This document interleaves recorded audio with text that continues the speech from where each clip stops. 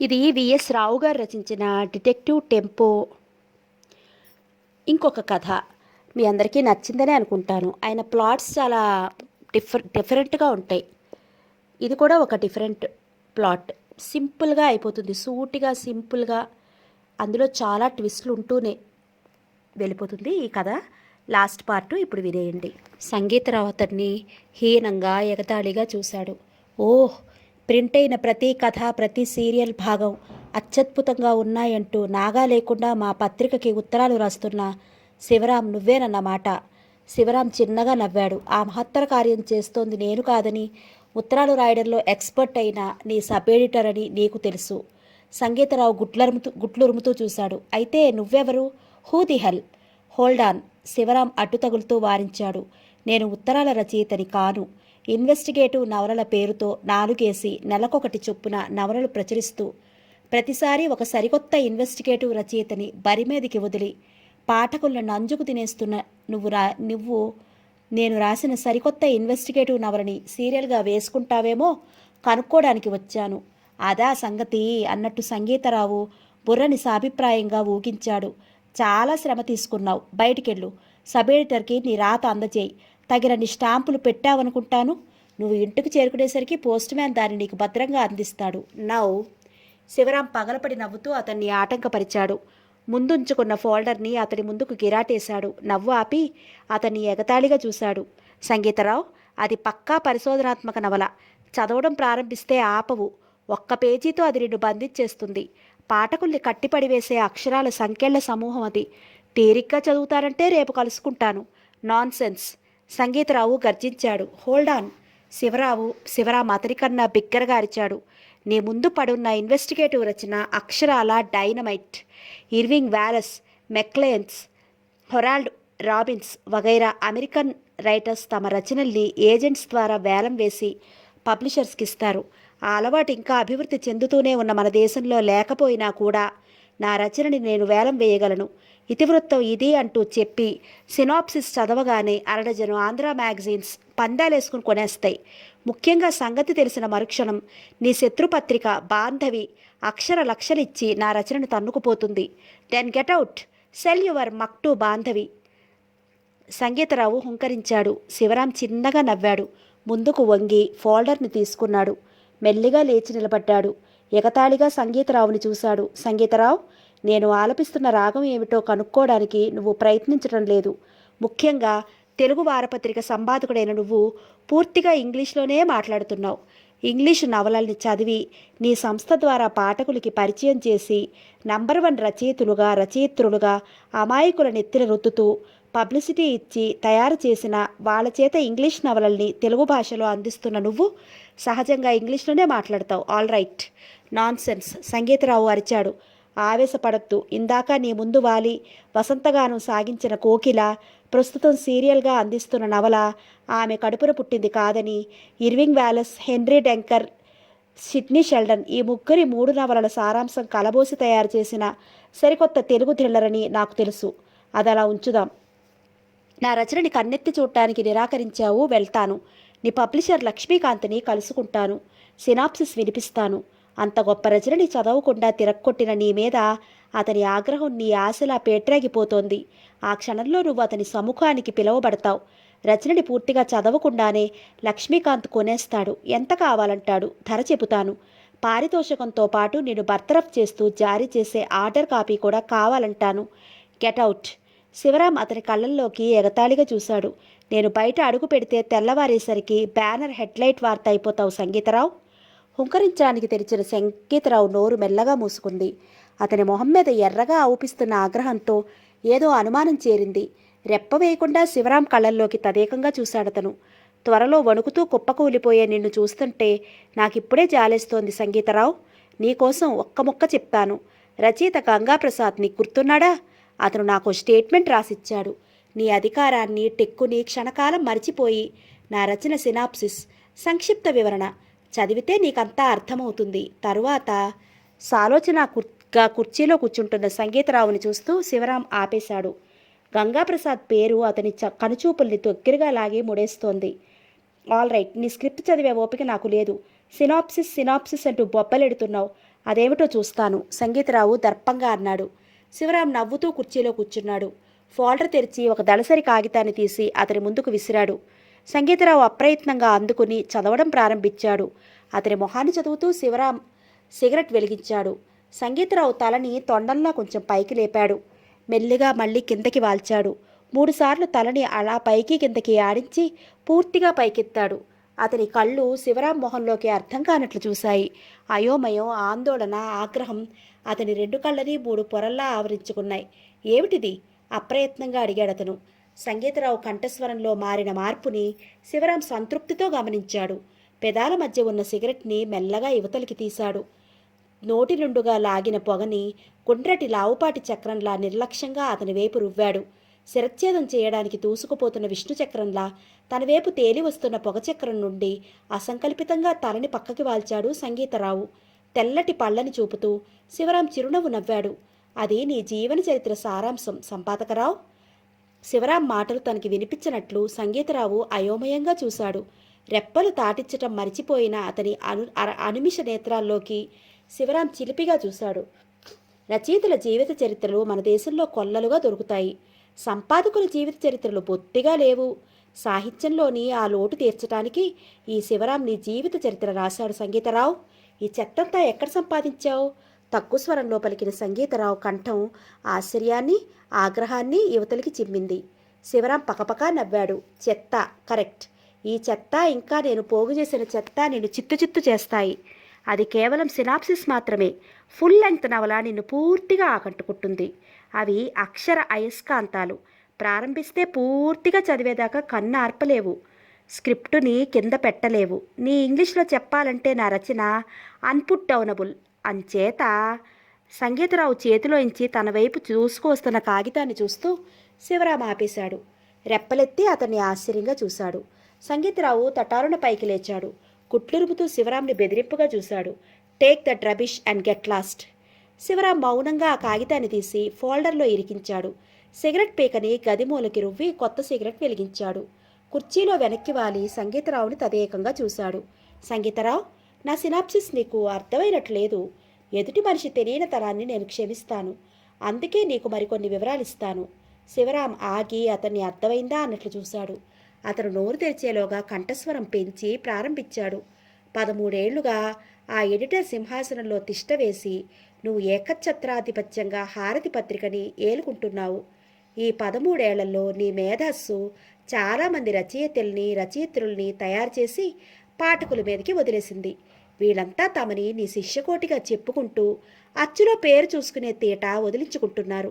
తరువాత సంక్రాంతి నవలల పోటీ, ఉగాది నవలల పోటీ, దీపావళి నవలల పోటీ, వినాయక చవితి నవలల పోటీ, పత్రిక జన్మదినం నవలల పోటీ వగైరా పేర్లతో ఏడాదిలో 1 డజన్ తక్కువ కాకుండా నవలల పోటీల్ని నిర్వహించావు. ప్రతిసారి కొత్త కాలానికి బహుమతులు ప్రకటించావు.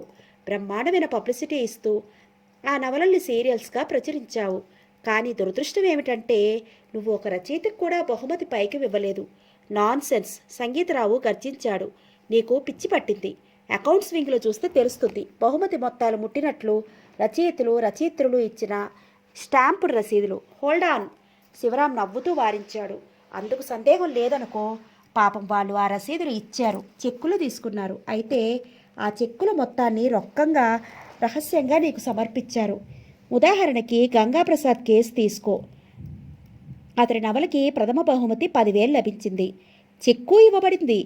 చెక్కు జారీ అయ్యే ముందే నువ్వు అన్ని సంప్రదింపులు జరిపావు. రహస్యంగా, ఫలితంగా ఇవాళ రాత్రి అతను నీకు 10,000 హార్డ్ క్యాష్ సమర్పించాడు. రేపు నీ ఆఫీసు పంపిన చెక్కు తీసుకున్నాడు. ఇలాగే ద్వితీయ బహుమతి మొత్తం 6,000, తృతీయ బహుమతి మొత్తం 4. అంతా కలిపి ఒక్కో పోటీకి 20,000 నువ్వు స్వాహా చేశావు. ఒక్కో ఏడాదిలో 5కు తక్కువ కాకుండా పోటీలు నిర్వహించావు. అంటే ఏడాదిలో 5 20,000, ₹1,00,000 ఈజీగా జేబులో వేసుకున్నావు. ఇదంతా నోరు మూసుకో కాసేపు, శివరాం గర్జించాడు. తర్వాత నీ సంపాదన మాస్టర్ ప్లాన్లోని 2వ దశ. నువ్వు రికమెండ్ చేసే పబ్లిషర్కే సీరియల్ని నవలగా అమ్మాలని కండిషన్ పెట్టావు. ఎదురు కట్నం ఇచ్చి నవలలను అచ్చేయించుకుని సాహితీ చరిత్ర పుటంలో సువర్ణాక్షరాలతో తమ పేరుని శాశ్వతం చేసుకోవాలన్న కుతితో ఈ రచయితలంతా నీ ప్లాన్కి బలి అయిపోవడానికి గుట్టిగా ఒప్పేసుకున్నారు. ఉదాహరణకి నీ గంగాప్రసాద్నే తీసుకుందాం. అతని నవల సీరియల్గా పూర్తయ్యాక దాన్ని నవలా నికేతన్ పబ్లిషర్స్కి అమ్మించావు. ప్రతిఫలంగా ఆ పబ్లిషర్ నుండి గంగాప్రసాద్కి వెళ్ళే రెమ్యురేషన్లో 60% కొట్టేశావు. No you no no no అంటూ నువ్వు గొంతు చించుకుంటూ ఉంటానంటే నాకు అభ్యంతరం లేదు. ఈ సంగతి ప్రారంభించగానే నో అనకుండా ఇంకా తరువాత అంటూ ఉత్సాహంగా అడిగే నీ జాతి వ్యక్తులు చాలామంది ఉన్నారు. ముఖ్యంగా నీ గర్భశత్రువు రంగవల్లి వారపత్రిక సంపాదకుడు సూరపాణి. శివరాం ఆగి దమ్ములాగాడు.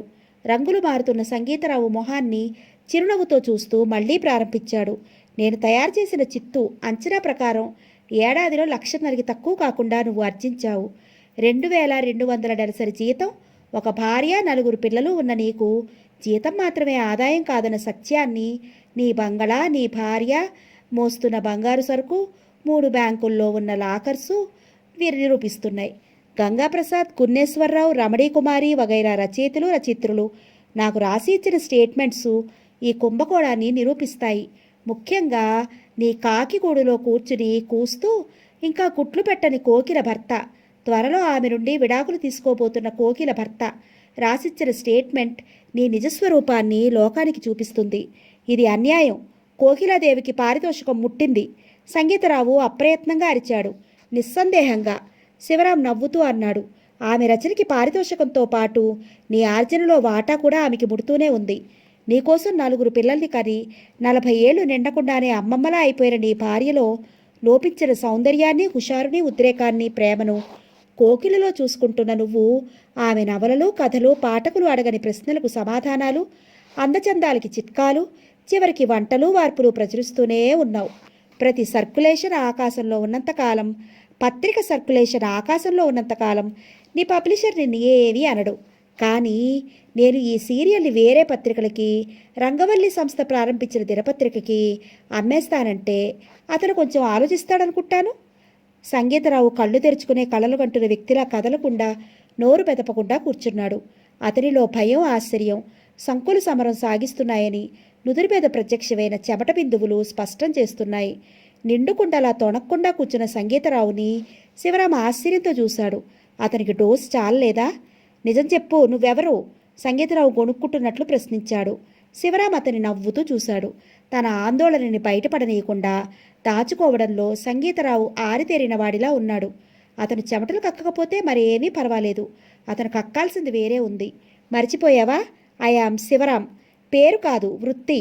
శివరాం చిన్నగా నవ్వాడు. చెప్పినా కూడా నా వృత్తి ఏమిటో నీకు అర్థం కాదు. నేను వచ్చిన పని చెప్తాను. దాన్ని బట్టి నా వృత్తి ఏమిటో నువ్వు ఊహించుకో. నువ్వు వచ్చిన పనేమిటో నాకు తెలుసు. సంగీతరావు అతన్నే తీక్షణంగా చూస్తూ అన్నాడు. నువ్వు ఓడిపోయిన రచయితవని నేను ఊహించగలను. ఫస్ట్ క్లాస్ రచనల్ని మాత్రమే ప్రచురించే నా పత్రిక హారతి నీ రచనల్ని అంగీకరించినట్టు లేదు. ఎలాగో దబాయించి నీ రచనల్ని అచ్చువేయించాలనుకున్నావు. పాఠకులకు నచ్చే కథలు రాయడం చేతకారి నువ్వు ఏమిటేమిటో వాగుతూ నన్ను బెదిరిస్తున్నావు. వంటగదుల్లోకి, పడకగదుల్లోకి తొంగి చూస్తూ చెత్తంతా ఊహించుకుంటూ. శివరాం నవ్వు సంగీతరావు ఉపన్యాస కచేరీకి అడ్డు తగిలింది. శివరాం నవ్వు ఆపగానే సంగీతరావు అందుకున్నాడు. నన్ను బ్లాక్మెయిల్ చేసే ప్రయత్నం చేసి నీ నవలని పబ్లిష్ చేయించుకోవాలనుకుంటున్నావు. శివరాం అతని చిరునవ్వుతో చూశాడు. సంగీతరావు, బాగా ఊహించావు. జోహార్లు. ఎంతైనా వార్తలు చదవకుండా ఊహించి సంపాదకీయాలు రాసే చాకచక్యం ఉన్నవాడివి. ఆల్ రైట్, ఇలాంటి దౌర్జన్యాన్ని నేను సపోర్ట్ చేయను. రచయితగా డెస్పరేట్ అయిపోయిన నిన్ను ప్రోత్సహిస్తాను. నీ నవలని ప్రచురిస్తాను. అయితే మరో నెలన్నర నువ్వు ఆగాలి. 5 సీరియల్స్ కన్నా ఎక్కువ వేయలేం. శివరాం గొల్లును నవ్వుతూ ఉండిపోయాడు. సంగీతరావు అర్థం కానట్లు చూశాడు. ఇంటికి 2 రచయిత్రులు ఉన్న ఈ ఆంధ్రదేశంలో శివరాం స్వయంగా చెయ్యి చేసుకుని రచనలు చేయాల్సిన అవసరం లేదు. పైగా నేను ఫిక్షన్ రాసే వ్యక్తిని కాను. నేను రాసేవన్నీ కఠిన సత్యాలు. నువ్వు నీ పాఠకులు కఠిన సత్యాలని తట్టుకోలేరు. శివరాం నవ్వుతూ సిగరెట్ పీకని గదిమూలకి విసిరేశాడు. సంగీతరావు, శృతి మార్చు, కొత్త పాట పాడు. ఓకే శివరాం, నీ రచనకి తగిన పారితోషికం ముందే చెల్లించబడేలా చూస్తాను. మంచి పబ్లిషర్. సంగీతరావు, శృతే కాదు, రాగం, పాట కూడా మార్చు. ఈ ఫోల్డర్లో ఉన్న రచన ధారావాహిక నవల కాదు, అది నీ అశ్రు ధారావాహిక నవల. దాన్ని నువ్వు కనుక్కోగలవు, కానీ ప్రచురించలేవు. కావాలంటే నీకు దాన్ని అమ్ముతాను, వద్దంటే వెళ్ళిపోతాను. అరడజన్ పత్రికలకి అన్ని హక్కులతో అమ్మేస్తాను. నువ్వు ఇవ్వలేని డబ్బు వాళ్ళు ఇస్తారు. నువ్వు చెయ్యలేని ప్రచురణ వాళ్ళు చేస్తారు. దాంతో నీ గతం బయటపడుతుంది. వర్తమానం సర్వనాశనం అవుతుంది. భవిష్యత్తు పూర్తిగా మాయమైపోతుంది. త్వరలో నీ యజమాని ప్రారంభిస్తున్న దినపత్రిక సంపాదకత్వం నీ చెయ్యి జారిపోతుంది. రాజకీయ నాయకుల్ని, వ్యాపారుల్ని బ్లాక్మెయిల్ చేసి మేటలు వేసే సువర్ణ అవకాశం నీ చేతుల్లోంచి జారిపోతుంది. తరువాత స్టాప్! సంగీతరావు బొంగురుగా అరిచాడు. అందరికీ లేని తీట నీకెందుకు? ఎవరో ఏదో ఇచ్చారంటే అది ఆయా వ్యక్తులు తమ ఇష్టాలతో ఇచ్చుకున్నారు. రచయితలుగా పరిచయం అయ్యారు. వాళ్ళ మానాన వాళ్ళు బతుకుతున్నారు. పాఠకులుగా రాణించలేని రచయితులుగా నీ పత్రిక పరిచయం చేశాక వాళ్ళల్లో ఎవరి రచనల్ని ఏ పత్రిక తర్వాత సీరియల్గా వేసే సాహసం చేసిందో చెప్పుకో చూద్దాం. శివరాం నవ్వుతూ అడ్డు తగిలాడు. అయినా అదంతా నాకు అనవసరం. అది వాళ్ళ తీట. అయితే పారితోషికం ఎగ్గొట్టి చెత్త రచనల్ని బాగున్నాయంటూ ఆకాశానికెత్తి పాఠకుల ప్రశ్నల్ని సబ్ ఎడిటర్స్ చేత రాయించి విరుద్ధ భావాల్ని కల్పించి నానాగలాభా చేసి ఆ సీరియల్స్ని పాఠకుల నెత్తిన రుద్దుతూ బ్రెయిన్ వాష్ చేసి సర్క్యులేషన్ పెంచుకున్నావు. బూతు వైలెన్సు పరిశోధన పేరుతో చెత్త రాయించి పాఠకుల్ని డమ్మీలుగా ఇచ్చింది మింగే పాపాయిలుగా తయారు చేశావు. పాఠకుల్లో బలహీనతలు పుట్టించి వాళ్ళకి రచయితల బలహీనతల్ని ఆధారంగా చేసుకుని వాళ్ళకి అన్యాయం చేశావు. ఎవరికో చేసిన అన్యాయం గురించి అడగటానికి నువ్వెవరు? Who the hell are you? Sangeetharao హుంకరించాడు. శివరాం అతని దొంగ కళ్ళల్లోకి తదేకంగా చూశాడు. సోదర మానవులకి జరిగిన అన్యాయాన్ని నాకు జరిగిన అన్యాయంగా భావించేవాణ్ణి. నాన్సెన్స్! ఎప్పుడు ఎక్కడ ఎవరికి అన్యాయం జరిగినా సమయం చూసి సమర్థవంతంగా ఎదిరించే సగటు మానవుణ్ణి సంగీతరావు. శివరాం కంఠం నగారాలాగా గంభీరంగా ధ్వనించింది. Don't post. You are a dirty blackmailer. Sangeetharao బూతు తిట్టు లెవెల్లో అరిచాడు. శివరాం పకపకా నవ్వాడు. ఇప్పటికీ నా వృత్తికి ఒక పేరు కనిపెట్టగలిగావు. ఈ బ్లాక్మెయిలర్ని కొనుగోలు చేయాలంటే నువ్వు కొంత సొమ్ము ఖర్చు చేయాల్సి ఉంటుంది. ఎంత? మొరుగు కిరాటేస్తాను. సంగీతరావు హుంకరించాడు. Very good. తొడక్కుండా కూర్చుంటే మెసేజ్ అర్థం కాలేదేమో అనుకున్నా. శివరాం నవ్వుతూ అన్నాడు. ఎంత? సంగీతరావు గర్జించాడు. నీ కష్టార్జితంలో నాకు వాటా అక్కర్లేదు. మనిషి చెమటని దోచుకునేవాణ్ణి కాను నేను. ఎక్కొట్టి బహుమతులు పుస్తక రూపంలో వచ్చే సందర్భాల్లో నువ్వు ప్రచురించిన సీరియల్స్ మీద గుంజుకున్న కమిషన్లు నా అంచనా ప్రకారం ఏడాదికి 1,50,000 ఎంతో అన్నాను. అంకెల్లో భిన్నాలుంటే క్యాలిక్యులేట్ చేయడం నాకు ఇబ్బంది. అంచేత ఇద్దరికీ అనుకూలంగా 2,00,000 అనుకుందాం. You can't. షటప్! శివరాం గద్దించాడు. సో ఏడాదికి 2,00,000 చొప్పున 13 ఏళ్లకి 26 లక్షలు. ఈ 26 నీకు తేరగా వచ్చిన రొక్కం. దీనికి అపరాధం రచయితల్ని మోసం చేశావుగా కొంత, ప్లస్ కోకిల భర్తకి ద్రోహం చేసినందుకు ఇంకొంత మొత్తం. సే 40 lakhs. నో! సంగీతరావు బిగ్గరగా అరిచాడు. శివరాం అతని నవ్వుతూ చూశాడు. భారత రచయితల సంక్షేమ సమాఖ్య తరఫున ఈ శివరాం రచయిత్రుల్ని నువ్వు టోపీ వేసిన వాళ్ళని కలుసుకున్నాడు. నువ్వు పాఠకులకి బ్రెయిన్ వాష్ చేసినట్లే ఆ రచయితలకి బ్రెయిన్ వాష్ చేశాడు. వాళ్ళంతా సమాఖ్య సహకారంతో కోర్టుకు వెళ్ళడానికి కూడా సిద్ధంగా ఉన్నారు. సమాఖ్య తరఫున దగాపడిన రచయితల తరఫున ఈ శివరాం కోర్టులో లాయర్గా వ్యవహరిస్తాడు. నిన్ను పచ్చడి కింద రుబ్బేస్తాడు. అది గుర్తుంచుకో. మొట్టమొదటిసారిగా సంగీతరావు ఉక్కిరిబిక్కిరవుతూ చూశాడు. ఏసీని పూర్తిగా నిర్లక్ష్యం చేస్తూ అతని మొహాన్ని చెమట పూర్తిగా తడిపేస్తోంది. శివరాం, అంత లేదు అసంకల్పితంగా అన్నాడతను. శివరాం చిన్నగా నవ్వాడు. ప్రస్తుతం నీ జేబులో లేకపోవచ్చు. బ్యాంకుల్లో ఇంట్లో దాచుకున్నావు కదా. వెంటనే బయలుదేరు. ఎక్కడెక్కడికి వెళ్తావో వెళ్ళు. సరిగ్గా 2 గంటల్లో నిన్నిక్కడే కలుసుకుంటాను. అన్నట్లు ఇక్కడొద్దు. నీ జీవిత చరిత్ర ఫోటో కాపీలన్నీ మోసుకురాలేను. 2 గంటలకి ఫోన్ చేస్తాను. డాక్యుమెంట్స్ తయారుగా ఉన్నాయి అంటాను. ఆ డాక్యుమెంట్స్ ఎన్నో చెప్తాను. అది నిజంగా వాటి సంఖ్య కాదు. నా హోటల్ గది నంబరు. అక్కడికి మోసుకుని దూసుకురా. నాది నాకు ఇచ్చేయి, నీది నువ్వు పట్టుకెళ్ళు. ఎండి వణుకుతున్న పెదవుల్ని బలవంతాన కంట్రోల్ చేసుకుంటూ సంగీతరావు కుటలు మింగాడు.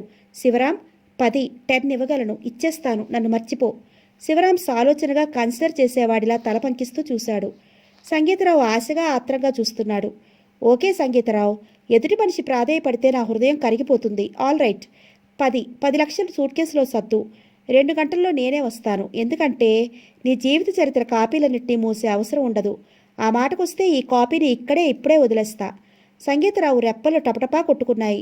నమ్మకం అపనమ్మకం అతని 2 కళ్ళల్లో దాగుడు మూతలాడుతున్నాయి. 2 క్షణాల తర్వాత అతడు అప్రయత్నంగా నోరు తెరిచాడు. అంటే అంటే తతిమా కాపీలు? శివరాం కులాసాగా నవ్వాడు. హ్యాట్స్ ఆఫ్, తెలివైన ఘటానివే. తతిమా కాపీలు ఇతరులకు అమ్ముతాను. కోటా పద్ధతి. ఒక్కో ఎడిటర్కి ఒకే ఒక కాపీ. అలా చేస్తే నాకు 60 దాకా వస్తుంది. నువ్వెలాగూ 10ని మించి ఇవ్వలేనన్నావు కదా. You bastard, scoundrel, rascal, blackmailing bloke. You are son of shut up, you son of a gun. I'm sorry, you son of a pen. కలం పట్టిన వీర సంపాదకుడివి కదా. శివరాం నవ్వుతూ అన్నాడు. సంగీతరావు ఉక్కిరిపిక్కిరవుతూ చూశాడు. తటారున శివరాం నవ్వును ఆపేశాడు. సంగీతరావు, నీకింకా తిక్క కుదరలేదు. తనున్న స్థితిని గర్వంతో నిర్లక్ష్యం చేసే మనిషిని నేను అసహించుకుంటాను. అంచేత పథకం మారుస్తున్నా. హోటల్ అంబాసిడర్ ఎసెక్స్లో 46వ గదిలో నేనుంటాను. సరిగ్గా 2 గంటలు 160 నిమిషాలు ఇస్తున్నాను. నిర్ణయించిన పారితోషికంతో నువ్వు ఒంటరిగా ప్రత్యక్షం కావాలి. ఒంటరిగా రావడానికి భయం వేస్తే పోలీసుల్ని తోడు తెచ్చుకో. నాకేవీ అభ్యంతరం లేదు. తర్వాత 40 ఉన్నాయో లేదో చెక్ చేస్తాను. అంతదాకా నువ్వు రిసెప్షన్లో వేచి ఉంటావు. 40 సరిగ్గా ఉంటే నేను నా గదికి పంపమని రిసెప్షన్కి చెప్తాను. నువ్వు వస్తావు. అక్షరాలుగా మారిన నీ బతుకుని భద్రంగా పట్టుకెళ్తావు. శివరాం, కాదు కూడదంటూ నోరు తెరిస్తే కదిలిపోతాను. తిన్నగా మరో టోకు వర్తకుడు, రంగవల్లి సంపాదకుడు ఉన్నాడుగా, అతన్ని కలుసుకుంటాను. శివరాం ఆగి మరో సిగరెట్ వెలిగించాడు. సంగీతరావు 2 చేతులతో ముఖం తుడుచుకున్నాడు. ఉప్పినట్టున్న మొహాన్ని శివరాం వైపు కొద్దిగా పైకెత్తాడు. ఉన్నట్లుండి వణకడం ప్రారంభించిన 2 చేతుల్ని ఒళ్ళోకి దించుకున్నాడు. ఓకే బాస్టర్డ్, 40 పారేస్తాను. అన్ని కాపీలు ఇస్తావన్న గ్యారంటీ ఏమిటి? శివరాం అతని తమాషాగా చూశాడు. చెట్టంత మనిషిని నేనుండగా నీకు గ్యారంటీ దేనికి సంగీతరావు? Don't joke. ఏమిటి గ్యారంటీ? సంగీతరావు ఉరిమాడు. నో గ్యారంటీ, శివరాం సాదాగా అన్నాడు. నీ చరిత్ర నన్ను మొట్టమొదటిసారిగా రచయితగా మార్చింది. నా మొదటి రచనను అచ్చులో చూసుకోవాలని లేకపోయినా కనీసం రాతప్రతినైనా అడపాదడపా చదువుకోవాలన్న కోరిక ఇప్పుడిప్పుడే నాలో పుట్టుకొస్తోంది. ఒరిజినల్ దగ్గరించుకుని జిరాక్స్ కాపీలన్నీ పూర్తిగా నీకే ఇచ్చేస్తాను. భవిష్యత్తులో నువ్వు మళ్ళీ విజృంభించి ఆవేశంలో కంచె దాటితే దాన్ని తిరగేస్తాను. మరో 4 పేజీలు 1-2 ఎఫిడవిట్లు చేరుస్తాను. బోల్డని కాపీలు తీసి పైసా అడగకుండా అందరికీ అవసరమైన వ్యక్తులకి బహుకరిస్తాను. ఆ వ్యక్తుల్లో పోలీసులను చేరుస్తాను. నో, ఇది అన్యాయం, ఘోరం, దారుణం. సంగీతరావు బొబ్బలు పెట్టాడు. సంగీతరావు, మళ్ళీ కంచె దాటుతావా? శివరాం సూటిగా చూస్తూ ప్రశ్నించాడు. నీకు వాగ్దానం చేస్తున్నాను, దాటను. అన్నీ ఇచ్చేయి. సంగీతరావు వణికే కంఠంతో అన్నాడు. శివరాం చిరునవ్వు నవ్వాడు. ఇంకే, నువ్వు కంచె దాటకపోతే నేను మాట తప్పను. మొదటి నుంచి అంటున్న మాట ప్రకారం కాపీలన్నీ ఇచ్చేస్తాను. ఒరిజినల్ అట్టి పెట్టుకుంటాను. నో, నేను ఒప్పుకోను. శివరాం ఒక్క ఉదుటిన కుర్చీలో నుంచి లేచాడు. ఫోల్డర్ని నిర్లక్ష్యంగా చూసి చూపుల్ని సంగీతరావు వైపు తిప్పాడు. సంగీతరావు, శ్రోత కోరిన విధంగా పాడనంతకాలం నువ్వు రాణించలేవు. నా బేరాన్ని, నా రాకని నన్ను మర్చిపో. వెళతాను. నీ కోకిలను లోపలికి పంపిస్తాను. కమ్మగా కబుర్లాడుకో. శివరాం గురిక్కున బొమ్మం వైపు తిరిగి జోరుగా కదిలాడు. ఆగు, సంగీతరావు అరిచాడు. శివరాం ఆగి తిరిగి చూశాడు. స్కౌండ్రల్, రా కూర్చో. ఏం చేయాలో మళ్ళీ చెప్పు, మర్చిపోయాను. శివరాం నవ్వుతూ కూర్చున్నాడు.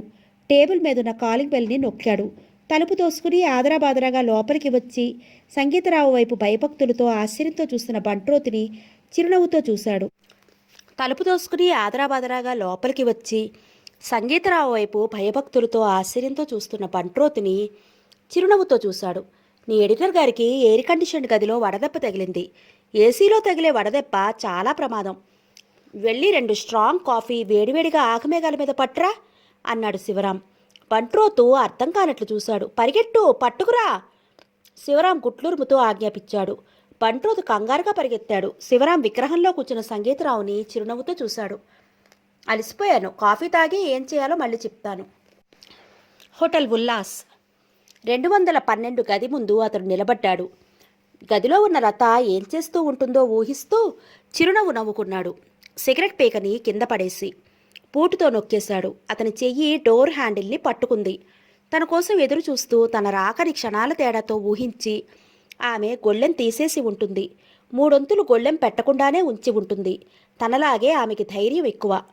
లోకాన్ని చూసి ఆమె భయపడదు. భయం మనిషిని క్షేమంగా ఉంచుతుంది, అలాగే విజయానికి దూరంగా ఉంచుతుంది అని ఆమెకి తెలుసు.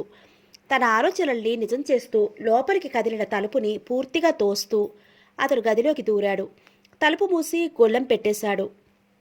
కదుల్లో సాగే కొన్ని నాటకాల్ని లోకం చూడకూడదు. చేతిని కిందకి లాగుతున్న పరుగుని ఓసారి తృప్తిగా చూసి అతను లోపలి గది వైపు కదిలాడు. తలుపు తోసుకుంటూ బెడ్రూంలోకి దూరాడు. తనని చూస్తూ ఆనందంతో ఆమె ఎందుకో కేక పెట్టలేదు. సూట్ కేసును టేబుల్ మీద పడేసి అతను మంచం వైపు చూశాడు. మంచం మీద ఆమె వెల్లికిలా పడుకునుంది. లేత ఆకుపచ్చ రంగు చీర జాకెట్, చేతుల్ని పక్కల్లో ఉంచుకుని శాంతిమయంగా పడుకున్న ఆమె రూపం అతనికి క్లియోపాత్రా సినిమా చివర్లోని లిస్ టేలర్ భంగమను గుర్తుకు తెస్తోంది. అయితే ఆ సీన్లో లిస్ టేలర్ క్లియోపాత్ర మరణాన్ని అభినయించింది. ఇక్కడ ఆమె సజీవంగా ఉంది, నిద్ర నటిస్తోంది. ఉవ్వెత్తుగా కెరటంలా పైకి వస్తున్న ఆమె పైట ఆ సంగతిని అతనికి చెబుతోంది. అతను కదిలాడు. చప్పుడు కాకుండా నెమ్మదిగా మంచం మీద కూర్చున్నాడు. కిందకి వంగి బూట్లు విప్పేశాడు. మంచం కదలిక తెలియకుండా ఆమెకు నిద్రాభంగం కలగకుండా విశ్రాంతిగా పడుకోవాలనుకుంటూ వెనక్కి వాలే ప్రయత్నం చేశాడు. తటాలున్న 2 చేతులు తీగల్లా అతని చుట్టుకున్నాయి. హాయ్ అందామె. ఆమె మీద అడ్డంగా వెల్లకిలా పడిన అతను తల తిప్పి ఆమె ముఖంలోకి నవ్వుతూ చూశాడు. దొంగ, నిట్ర నటించావు అన్నాడు నవ్వుతూ శివరాం. నటించడం నీకే వచ్చనుకున్నావా? చూడు ఎలా ఓడించానో, లత నవ్వుతూ అంది. శివరాం పైకి లేచి ఆమె వైపు కొద్దిగా తిరిగి కూర్చున్నాడు. డార్లింగ్, ఎస్ చెప్పు. ఏముంది, నువ్వు నేను సేకరించిన ఇన్ఫర్మేషన్తో కలిపిన సంగీతరావు జీవిత చరిత్రని సంగీతరావుకే అమ్మేశాను. ఎంతో ఎక్కడిది? ఎక్కువ అడిగితే ఎక్కిళ్లతో చస్తాడని భయం వేసింది. ఓ 40 చాలనుకున్నాను. వేలా? శివరాం ఆమెను నవ్వుతూ చూశాడు. హనీ, 100, 1000 మర్చిపో. రూపాయి విలువ సంగీతరావు సెలెక్ట్ చేసి ప్రచురిస్తున్న కథల నవలల స్టాండర్డ్లా దారుణంగా పడిపోయింది. మనం నకారం ఉపయోగించాం, ఎప్పుడూ లకారమే. గుడ్ గాడ్, 40 లక్షలు కక్కేశాడా? బ్రాందీ, విస్కీ, బీరు అన్నీ కలబోసి తాగినవాడిలా కక్కేశాడు. అంత సులభంగా కక్కేశాడా? సులభంగా ఎవడూ కక్కలేడు. కళ్ళల్లో నీళ్లు, గొంతులో మంట, కడుపులో రంగులరాట్నం, చెవుల్లో హోరు, ఇలాంటివన్నీ అనుభవిస్తూ కక్కుతాడు. సంగీతరావు అలాగే కక్కేశాడు. Darling, shoot. అతను సంగీతరావో ప్రతీకారం. శివరాం నవ్వు ఆమెని అడ్డుకుంది. ప్రతీకారాలు, మిరియాలు నూరే స్టేజిలో అతను లేడు. జరిగిన నిర్వాకం గురించి భార్యకు, చివరికి కోకిలకు కూడా చెప్పుకోలేడతను. డార్లింగ్, స్టేట్మెంట్ ఇచ్చిన రచయితలకి పారితోషికం అందేలా చూస్తానన్నావుగా? చూసేశాంగా, శివరాం నవ్వుతూ అన్నాడు. స్టేట్మెంట్స్ ఇచ్చినప్పుడే వాళ్ళకి చేతి నుండి పే చేసేశాను. అయితే అందరికీ కాదు, వాళ్ళ నవలల్ని అలా తిరగేశాను. సత్తా ఉన్న వాళ్ళకి 7గురికి మాత్రం ఇచ్చేశాను. తతిమ్మ వాళ్ళ కలంకారీతనం దండగా. ఆ చెత్తనంతా ఓపిక్గా చదివిన కంపోజిటర్స్కి, ప్రూఫ్ రీడర్స్కి, పాఠకులకి ఇవ్వాలి నిజంగా. అయితే వాళ్ళెవరో మనం కనిపెట్టలేం. అంచేత మనకి 50,000 దాకా ఖర్చయింది. తతిమ్మ పైకం మన నికరాదాయం. లత అతన్ని పెద్ద పెద్ద కళ్ళతో చూసింది. డార్లింగ్, ముందే సంగీతరావు నుండి గుంజుకోకముందే ఇచ్చావు. ఇక్కడ కథ అడ్డం తిరిగుంటే? శివరాం 2 చేతులతో ఆమె బాబుడి హెయిర్ని సవరిస్తూ బుగ్గల్ని అదిమాడు. మనం కన్న కథ ఎప్పుడూ అడ్డం తిరగదుగా. ఫలానా వ్యక్తి మనకి ఇవ్వాలని మనం నిర్ణయిస్తే ఆ ఫలానా వ్యక్తి నిజంగానే ఇస్తాడుగా. బుగ్గల్ని నొక్కుతున్న శివరాం చేతుల్ని లత తన చేతులతో అదిమింది. డార్లింగ్, 15 రోజులుగా ఈ ఊళ్ళో బోర్ కొట్టేసింది. అయితే పైకి లై, నేను సిగరెట్ ముట్టిస్తాను. ఈలోగా డిటెక్టివ్ టెంపో నంబర్ డయల్ చేయి. శివరాం గారు మాట్లాడతారని చెప్పు. రిసీవర్ నా చేతికి తగిలించు. సంభాషణ ముగించేలోగా మరో చీర కట్టి సింగారించుకో. వెంటనే బయలుదేరదాం. సిగరెట్ వెలిగిస్తున్న శివరాంని లత క్షణకాలం చూస్తూ ఉండిపోయింది. సీలింగ్ వైపు పొగ రింగు ఊది శివరాం ఆమెను నవ్వుతూ చూశాడు. డార్లింగ్, టెంపోని వదిలేయి అందామె మెల్లగా. శివరాం పకపక నవ్వాడు. ఇంకా పట్టుకోలేదుగా. ఇది శివరాం అడ్వెంచర్స్ సిరీస్లో 8th నోవెల్. Thank you. ఇంకొక మంచి కథతో మళ్ళీ రేపు కలుసుకుందాం.